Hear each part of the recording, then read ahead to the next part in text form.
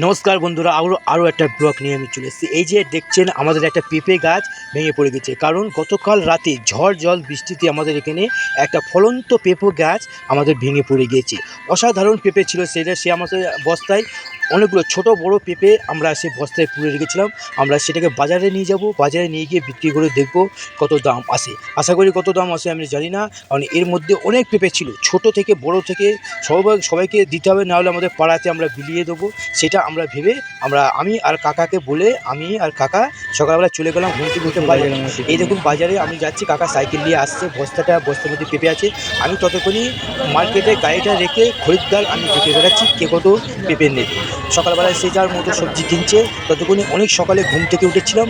তার জন্য আমি আর কাকা সবাই মিলে, কাকা একটু সকালবেলা ঘুম থেকে চা খেয়ে না খেলে হবে, অবশেষে আমি আর কাকা গেলাম একটি চায়ের দোকানে চা বিস্কুট খেয়ে।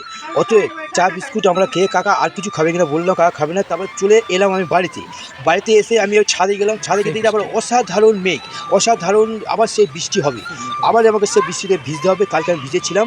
বাড়িতে এসে দেখি, নিচে এসে দেখি অলঢাল জল, আমাদের বাড়িতে জলময় হয়ে গেছে। আমাদের বাড়িতে কচি কাচারা তারা এসে বৃষ্টিতে স্নান করছিল, ওটাকে ওরা সুইমিং পুল ভেবে অনেক রকম স্নান করছে, গায়ে জল মাখছে, সেরকম আনন্দ করছে। ভালো লাগলে ভিডিওটা সাবস্ক্রাইব করবেন, লাইক দেবেন।